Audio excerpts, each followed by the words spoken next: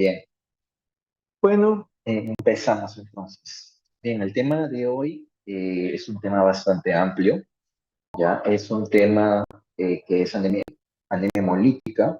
Saben que las anemias hemolíticas, pues, son muchas, porque podemos dividirlas de varias maneras.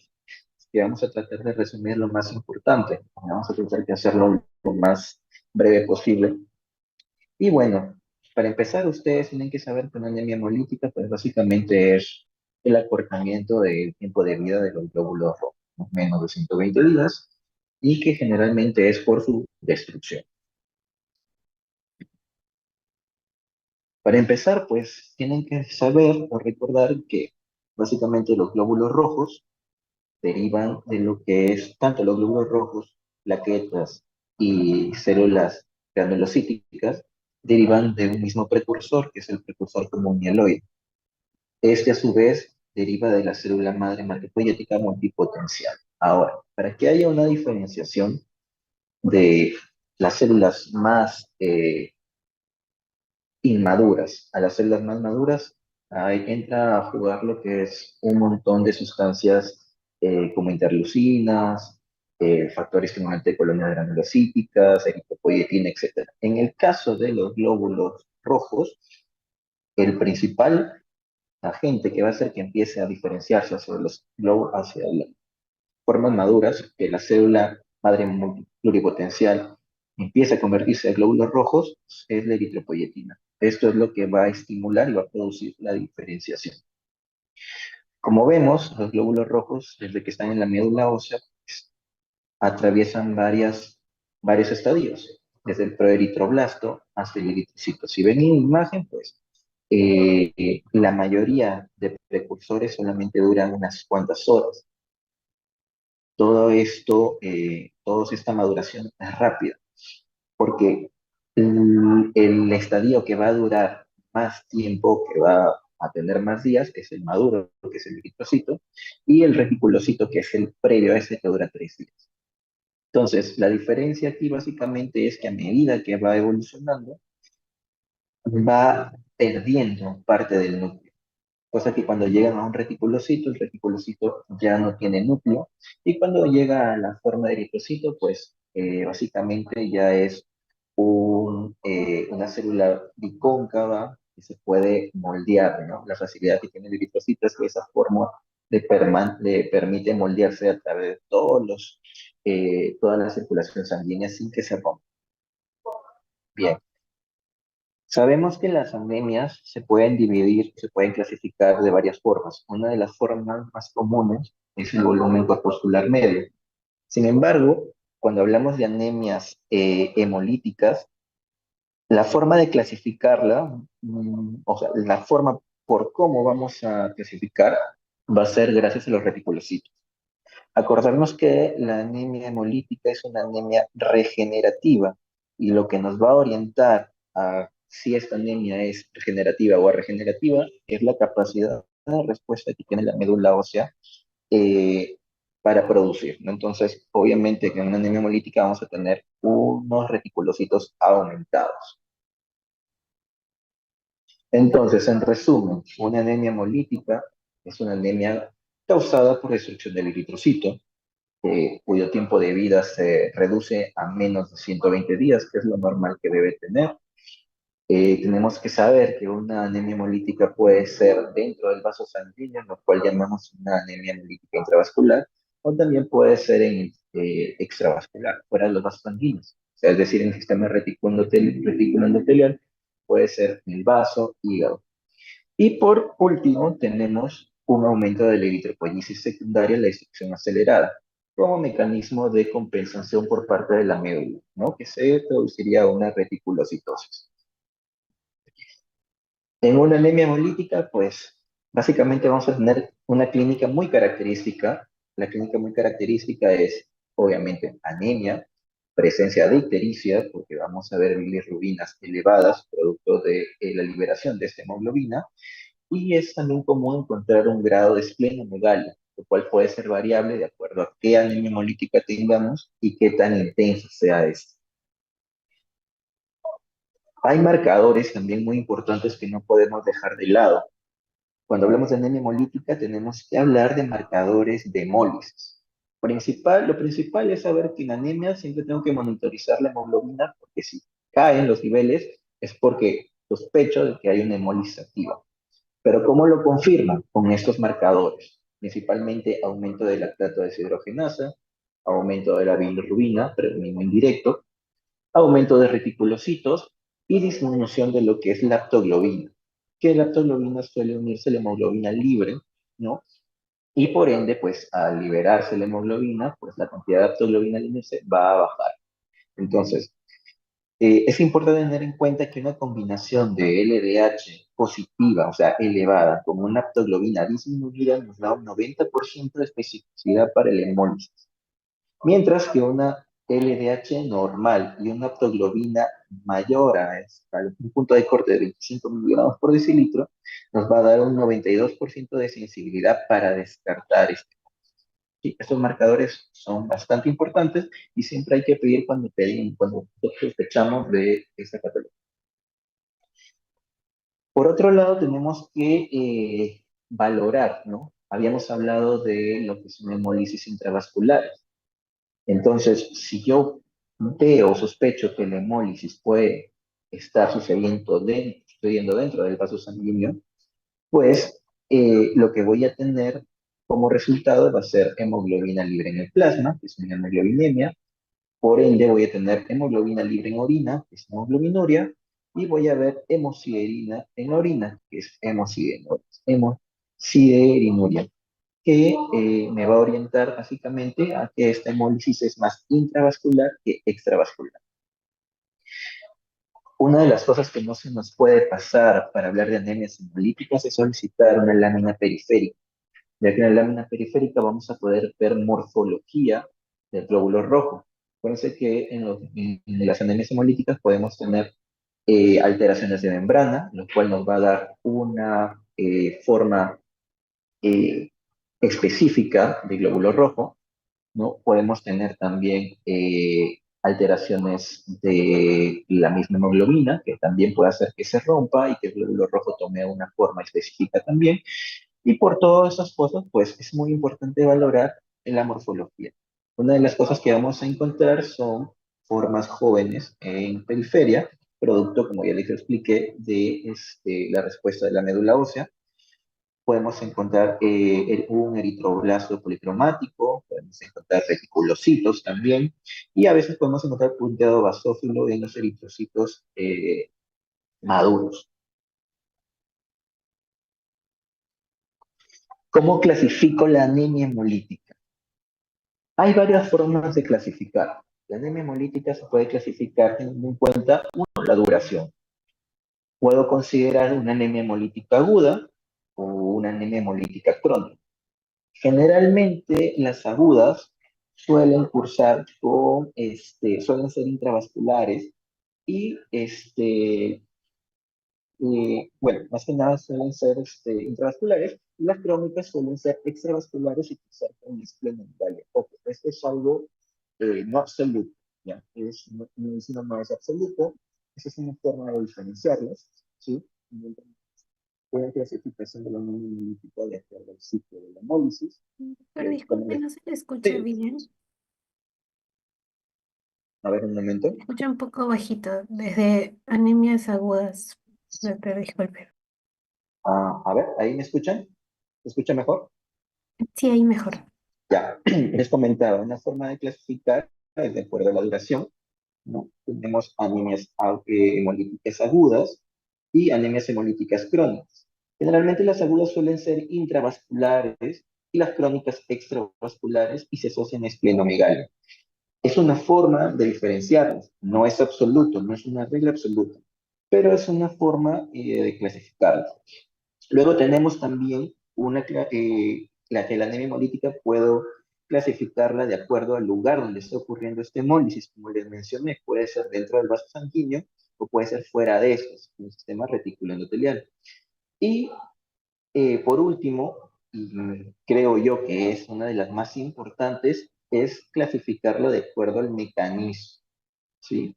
Cuando hablamos de mecanismo, hablamos de dos tipos.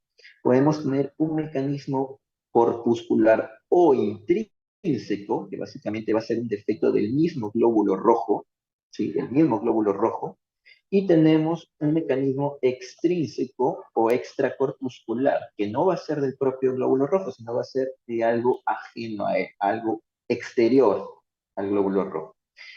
Ahora, como regla general, yo digo general porque más adelante vamos a ver que hay un tipo de anemia hemolítica que es la excepción, las anemias hemolíticas intrínsecas o corpusculares suelen ser congénitas, mientras que las extravasculares, perdón, extracorpusculares o extrínsecas suelen ser adquiridas. Dentro de las congénitas, sí, tenemos los que son alteraciones de membrana, deficiencias enzimáticas y hemoglobinopatías. Son los tres grupos principales.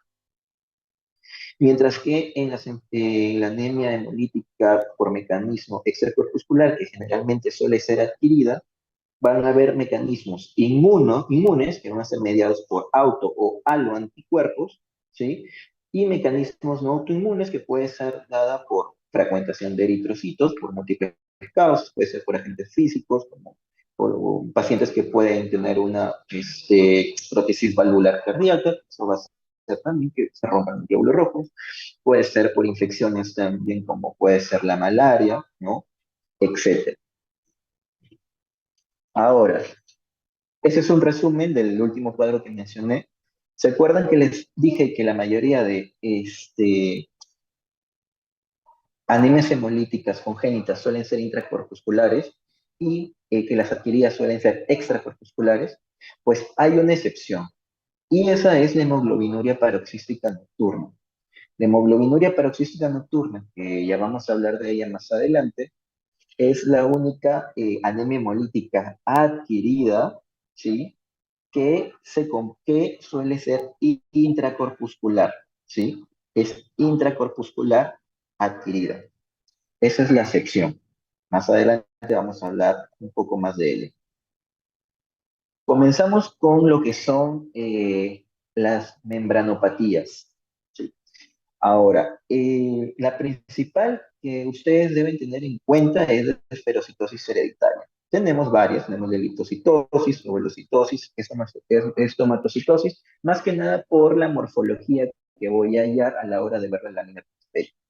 La más importante acá es la esferocitosis hereditaria.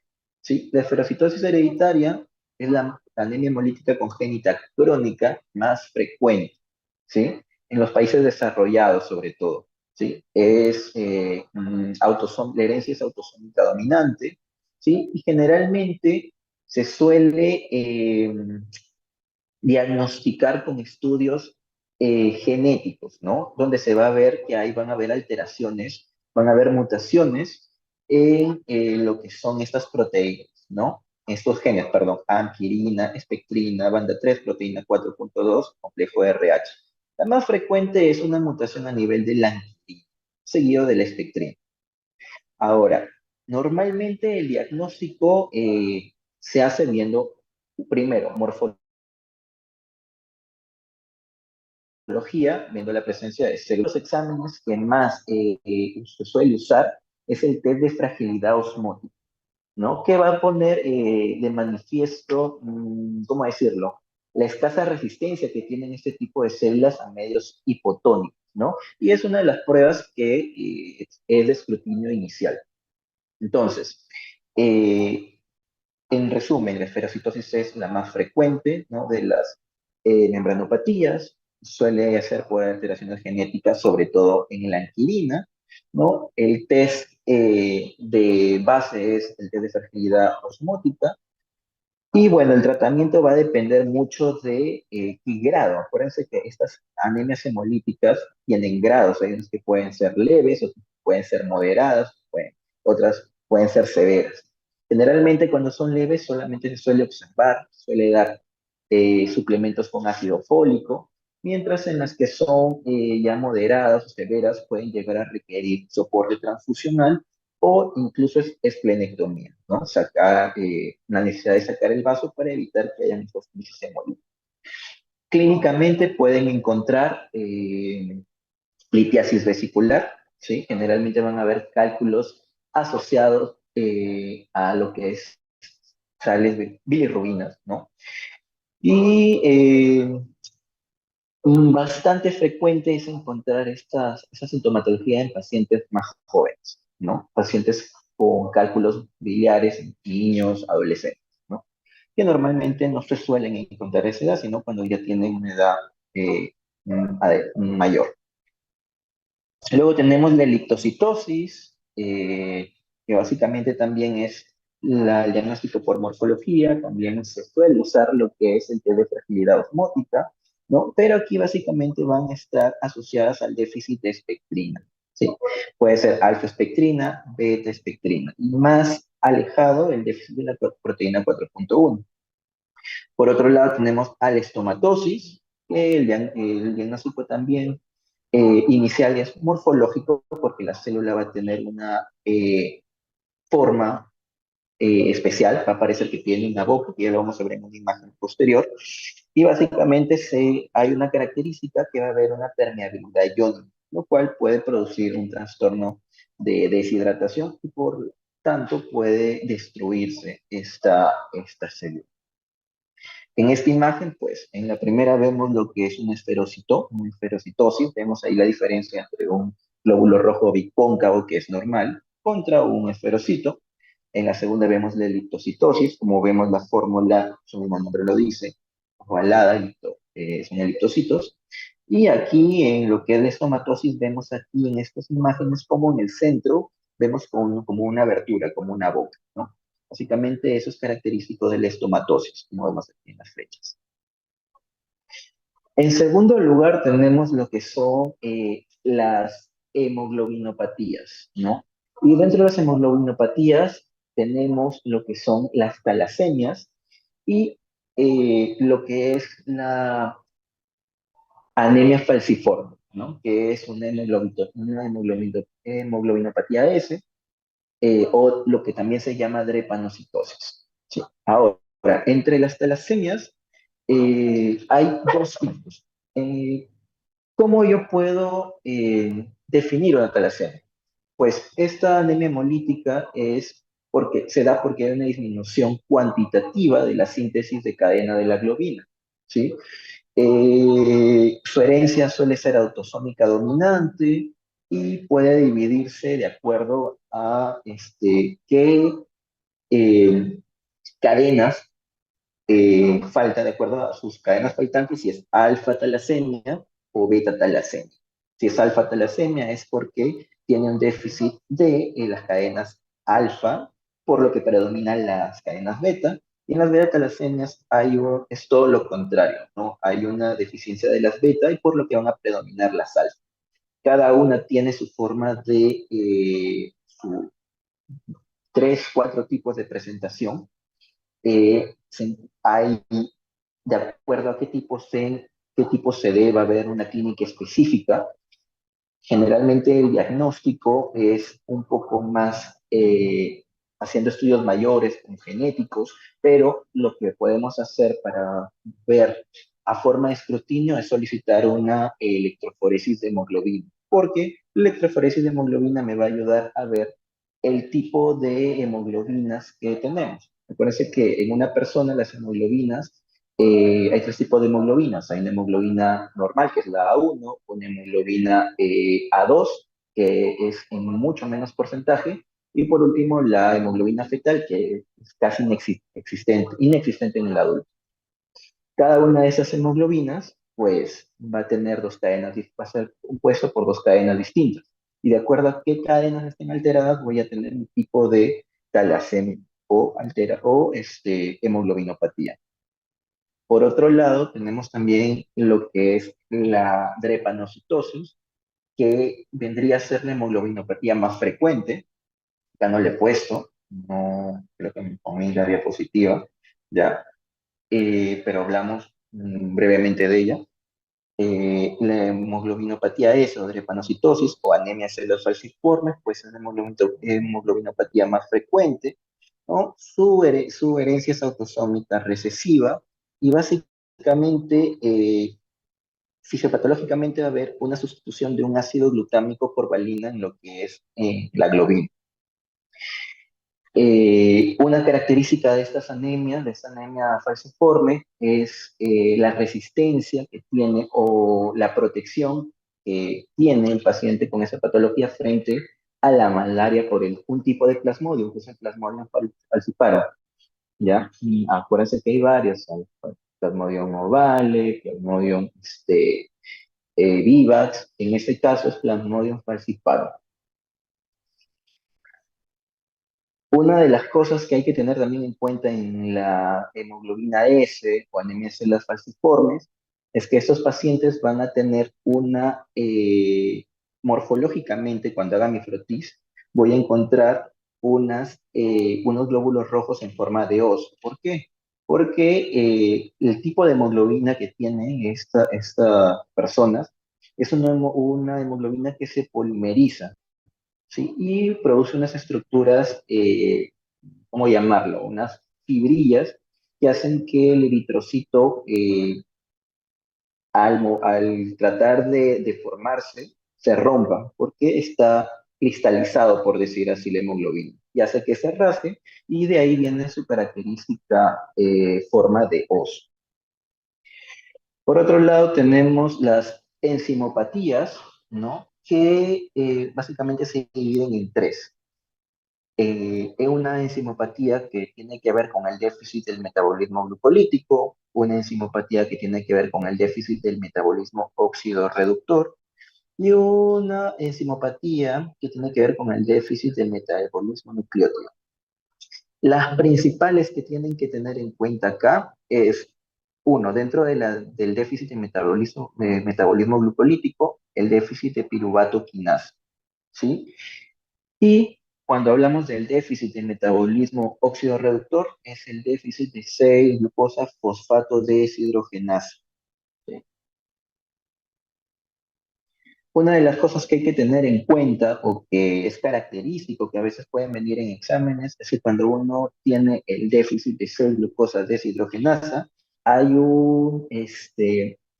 pueden haber algunas situaciones, algunas características que, ¿cómo mencionarlo? Hay una situación que se llama favismo, y eso básicamente es una crisis hemolítica que se da por la ingesta de habas o ingesta también de algunas sustancias potencialmente oxidantes. En el déficit de C-glucosa fosfato deshidrogenasa, hay que evitar lo que es algunos medicamentos que son oxidantes, como por ejemplo algunos anticonvulsivantes como fenitoína, algunos medicamentos antituberculosos como el isoniazida. ¿Por qué? Porque eso me puede desencadenar una crisis hemolítica, ¿no? Y en lo que respecta a alimentación, pues evitar lo que son las habas, porque eso me va a producir también una crisis. Ahora vamos a ver lo que son anemias hemolíticas adquiridas. Cuando tenemos anemias hemolíticas adquiridas, como les mencioné en un cuadro anterior, tenemos las anemias hemolíticas inmunes y las anemias hemolíticas no inmunes. Dentro de las anemias hemolíticas inmunes tenemos las mediadas por anticuerpos calientes, las mediadas por anticuerpos fríos, glutaminas, y las mediadas por hemoglobina, anticuerpos bifásicos, que son la hemoglobinuria peroxística frigore, que también se le puede llamar hemoglobinuria peroxística o mediada por anticuerpo de Donald Landsteiner. Ustedes saben que para poder definir una anemia hemolítica inmune de una no inmune, se tiene que pedir un examen especial, que es el test de Coombs. El test de Coombs positivo me confirma la presencia de anticuerpos y por ende concluyo que tengo una anemia hemolítica inmune. Y si sale negativo, no me lo excluye del todo, porque pueden encontrar hasta un 1, hasta el 10% de pacientes que tienen anemia hemolítica autoinmune, pero que la prueba puede salir falso negativo, ¿sí? Con una prueba, un CUMS negativo, ojo, no excluye al 100% que el paciente no tenga una anemia hemolítica. Ahora, cuando hablamos de un CUMS positivo, sí o sí tenemos que buscar qué tipo de anticuerpo es. Tenemos que buscar si son anticuerpos calientes o si son anticuerpos fríos. Cuando tengo anticuerpos calientes es importante porque con respecto al tratamiento, este tipo de anemia hemolítica va a responder mejor a los corticoides.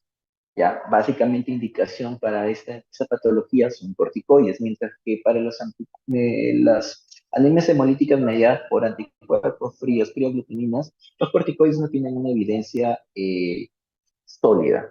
¿No? No es algo que vaya a funcionar o que haya una evidencia sólida como en los anticuerpos calientes. Tener en cuenta que la etiología de la anemia hemolítica autoinmune, pues generalmente suele ser idiopática hasta en un 50%, mientras que en otro 50% suele ser secundaria. Cuando tengo anticuerpos calientes, ya, y quiero buscar una patología subyacente, puede estar asociada a procesos linfoproliferativos como linfomas, leucemia linfocítica crónica, puede estar asociado a enfermedades autoinmunes del tejido conectivo como el lupus, o también puede estar asociado a fármacos. Mientras que las anemias hemolíticas por anticuerpos fríos o crioglutaminas suele también estar asociado a algunos síndromes linfoproliferativos, pero también está asociado, y ojo, esto es importante porque también suele venir en pregunta de exámenes, ¿no? Algunas infecciones como lo que es el micoplasma neumonial, ¿sí? En algunos exámenes, si les viene qué patología está asociada a una anemia hemolítica por anticuerpos fríos y le viene como opción, infección por Mycoplasma pneumoniae, esa es una de las etiologías infecciosas más características. Luego tenemos también infecciones por otro tipo de virus, como virus de Epstein-Barr, etc. Y por último tenemos lo que es la hemoglobinuria paroxística frigore, que también se le llama por anticuerpos difásicos, que se asocia generalmente a personas que tienen sífilis, y es muy raro, ¿sí? No es muy frecuente. Tengan en cuenta también que cuando tengo una anemia hemolítica inmune y está asociada a trombocitopenia inmune, hablo de un síndrome que estoy frente a un síndrome que se llama síndrome de Evans.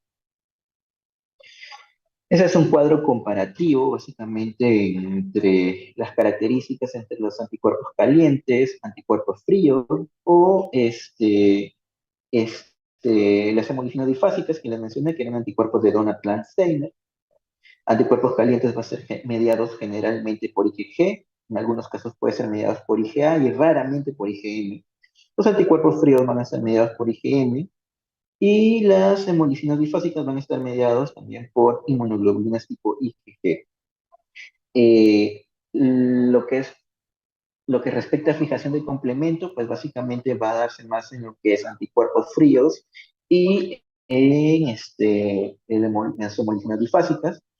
Y característico, pues, es el grado de temperatura en cual hemolizan estos anticuerpos, se activan y empieza a haber una hemólisis.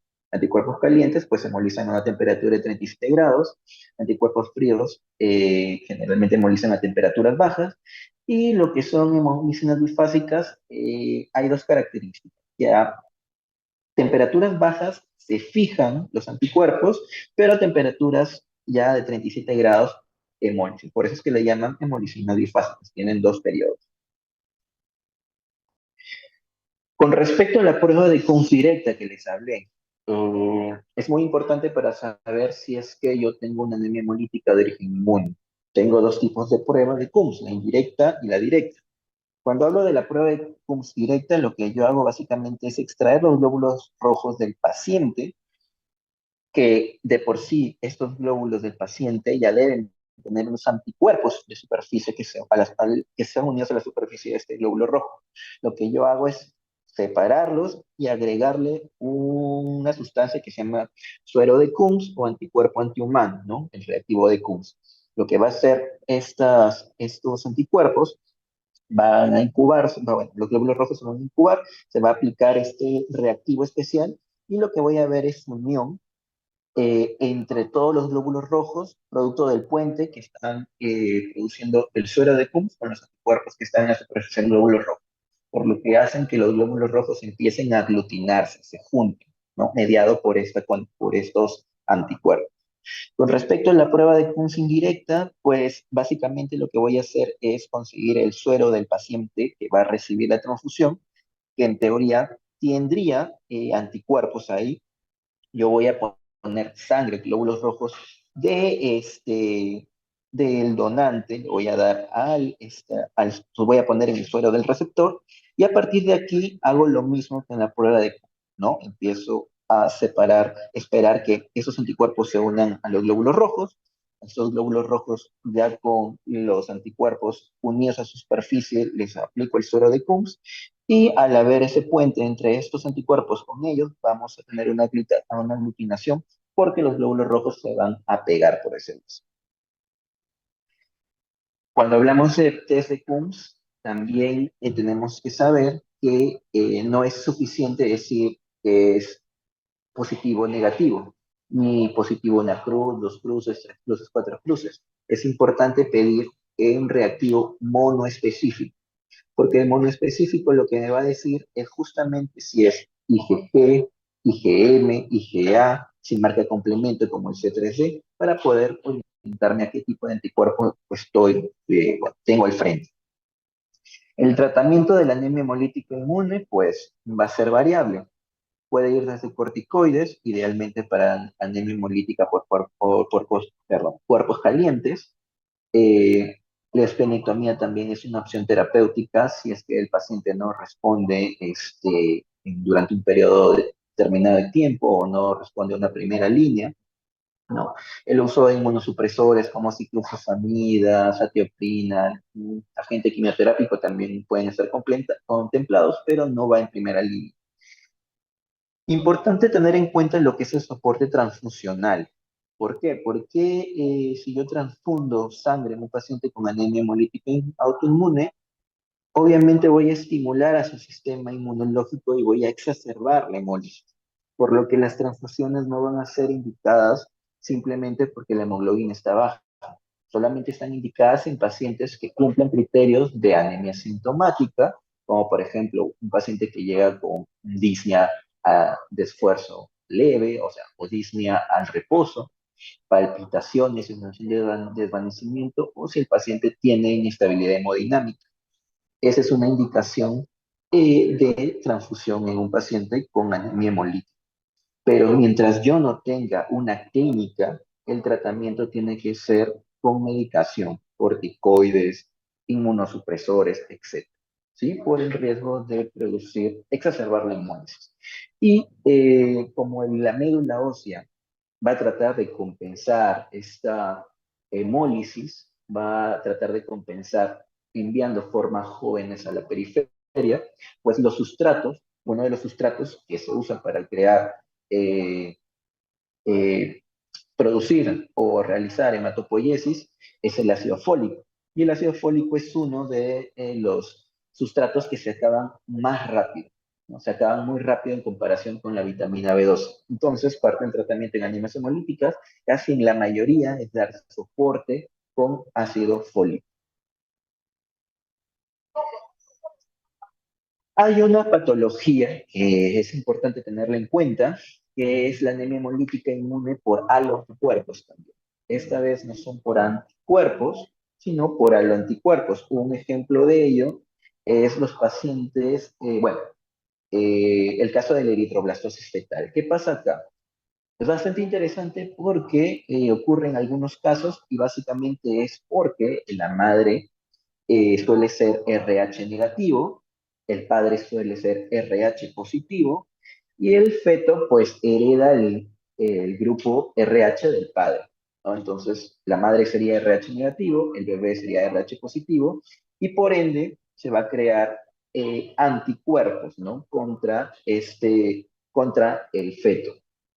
Entonces, normalmente en la primera gestación no pasa nada, porque en la primera gestación se suele sensibilizar, pero a partir del segundo embarazo que tenga esta persona, esta mujer, pues el feto corre riesgo de complicaciones porque ya la madre ha estado sensibilizada y ya ha creado anticuerpos que pueden ser dañinos para el bebé y puede producir incluso la muerte. Luego, por otro lado, tenemos las anemias hemolíticas adquiridas. Dentro de las adquiridas tenemos también las no inmunes. Las no inmunes obviamente me va a dar un punch negativo y pueden ser por diversas causas. Como les mencioné en un inicio, hay una anemia hemolítica adquirida que es intrínseca, ¿no? Que es intracorpuscular. Y esa es la hemoglobinuria paroxística nocturna o HPN. Esta es una patología que generalmente se da por una alteración, bueno, no generalmente, se da por una alteración en un gen especial que es el gen FIGA, que se encarga de codificar algunas proteínas de membrana que regulan el complemento. ¿Qué pasa?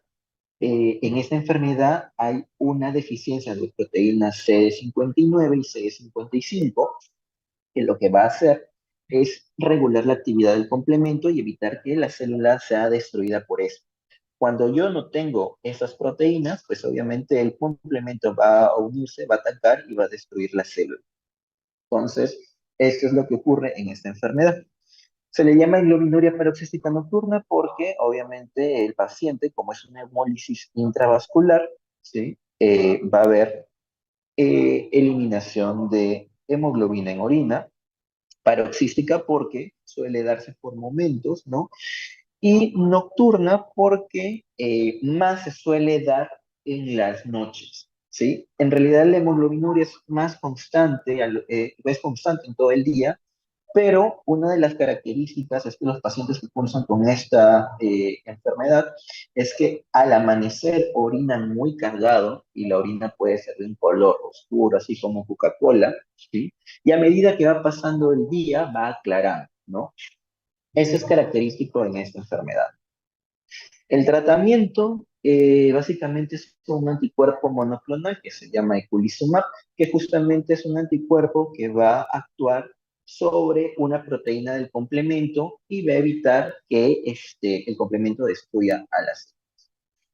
Luego tenemos anemias hemolíticas adquiridas secundarias a infecciones. La más común es pues la malaria y la babesiosis.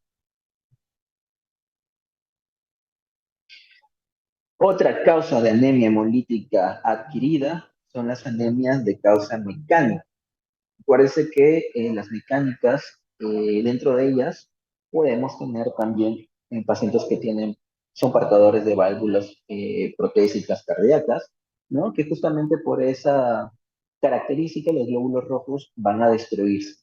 Sin embargo, dentro de estas causas mecánicas hay algo que no pueden olvidarse o algo que siempre tienen que tener en cuenta, que son las microangiopatías trombóticas o los famosos MATS. ¿Qué característica tienen estas microangiopatías trombóticas o MATS? Pues que van a tener una anemia hemolítica CUMS negativo y a la hora de hacer el frotis de la lámina periférica van a encontrar una célula roja característica que se llama esquistocito, que es un glóbulo rojo roto, justamente producida por esta alteración, turbulencia en el flujo sanguíneo.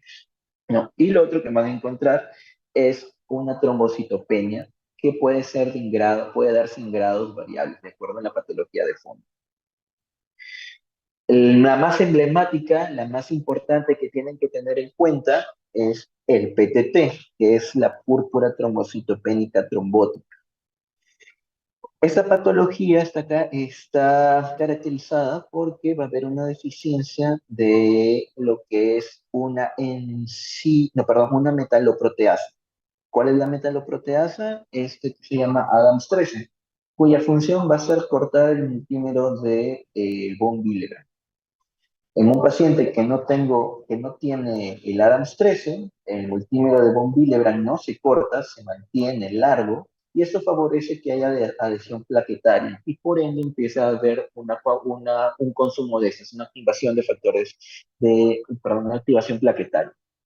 Clásicamente se hablaba de una pentada, que era trombocitopenia, anemia hemolítica microangiopática, síntomas neurológicos, alteración de la función renal y fiebre, pero actualmente no, según algunos estudios que se han hecho, pues Lo más característico, lo que siempre van a encontrar es anemia hemolítica microangiopática, una anemia hemolítica Pons negativo, o sea, presencia de esquistocitos también en lámina periférica y disminución del recuento absoluto de plaquetas.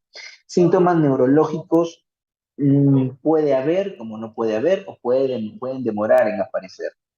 Lo que sí también va a ser muy difícil que encuentren va a ser una alteración de la función renal.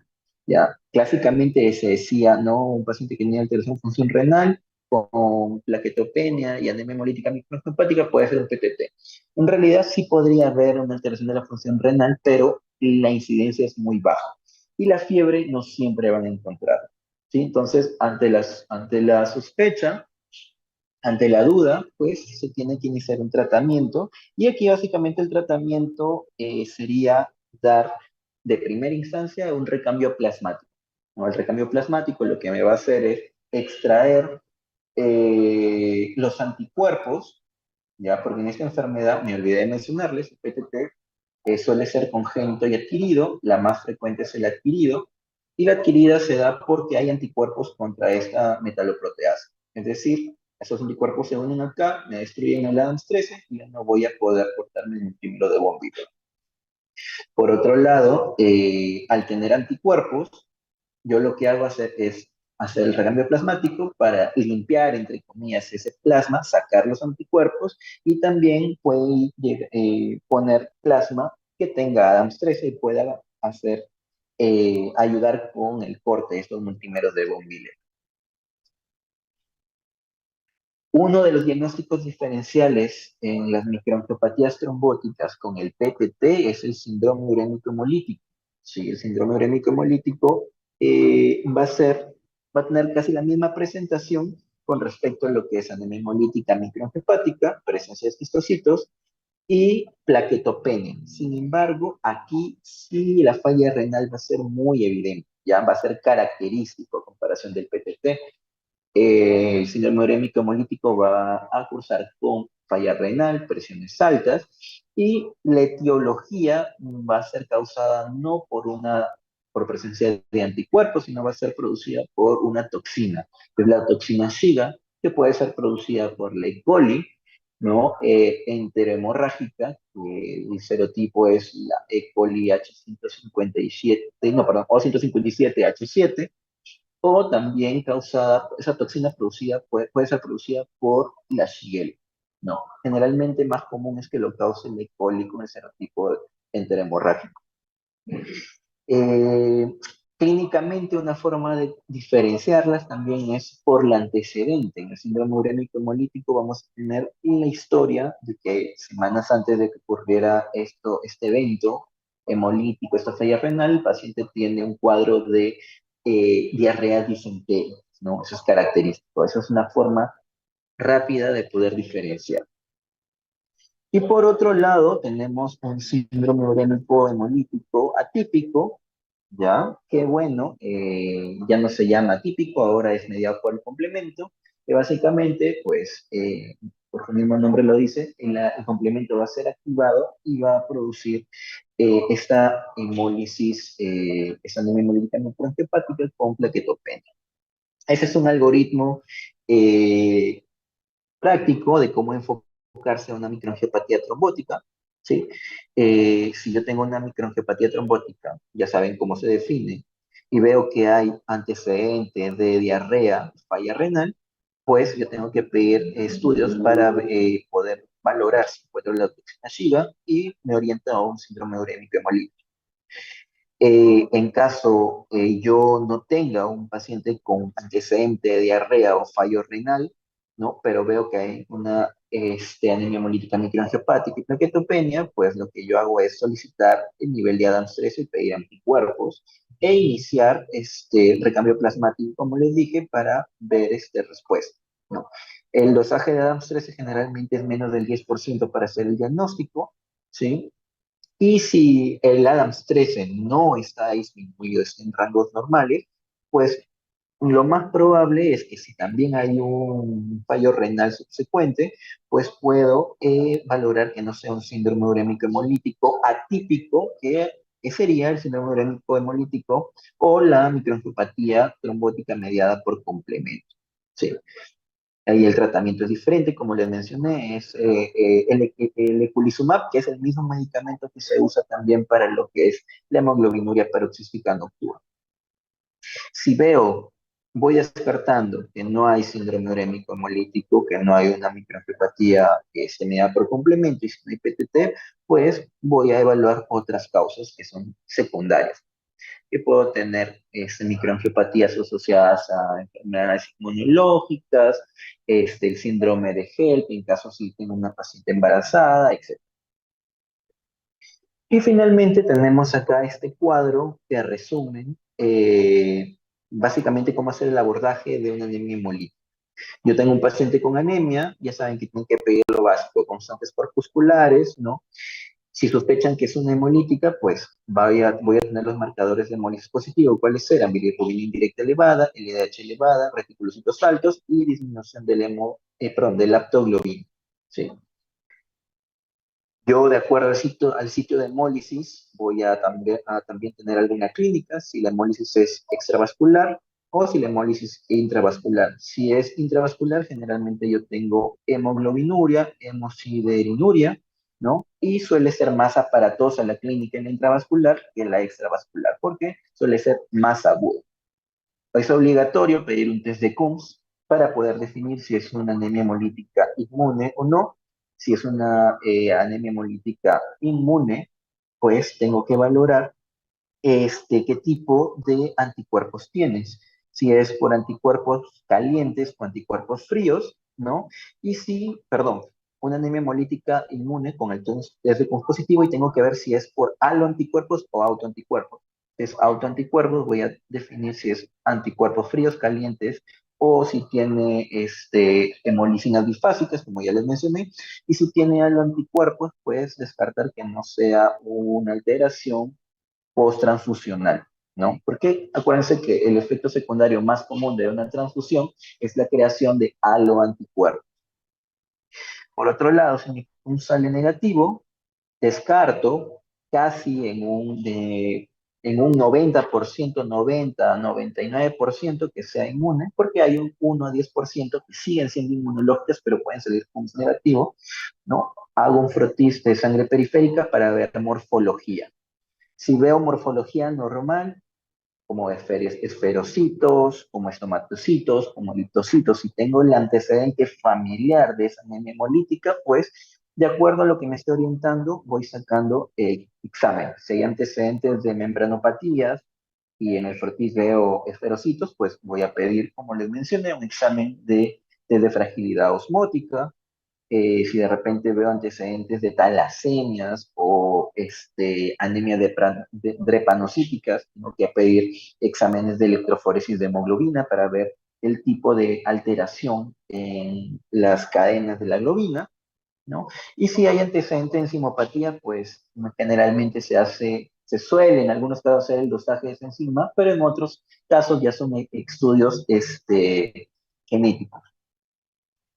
Y por otro lado, si es que ya no tengo historia familiar de estas de anemias hemolíticas, pues tengo que ver causas secundarias como exposición a tóxicos, de repente también el veneno de serpiente también puede producir, bueno, no el veneno de serpiente, sino los venenos de varios animales, arañas, serpientes, puede producir hemólisis, ver que no haya metabolopatías como enfermedad de Wilson, ver que no tengan infecciones como paludismo, como o que no tengan alteraciones en válvulas, que no tengan válvulas, sean portadores de válvulas cardíacas, que me explique esta hemólisis. Esta es una forma de clasificar y básico, tener en cuenta la presencia de esquistocitos. La presencia de esquistocitos sí o sí me explica que hay una anemia hemolítica microangiopática, ¿sí? Microangiopática, y tengo que hacer mi descarte con lo que es un MAT. Como ya les dije, que no haya un PTT, un síndrome urémico hemolítico o una microangiopatía trombótica mediada por completo, ¿sí? Bueno, chicos, hasta aquí terminamos la exposición. Es Como verán, es un tema bastante amplio. Lo ideal sería ver patología por patología, porque dentro de cada una es un mundo entero, pero esto es una forma sencilla de abordar. ¿Ya? Le estoy mandando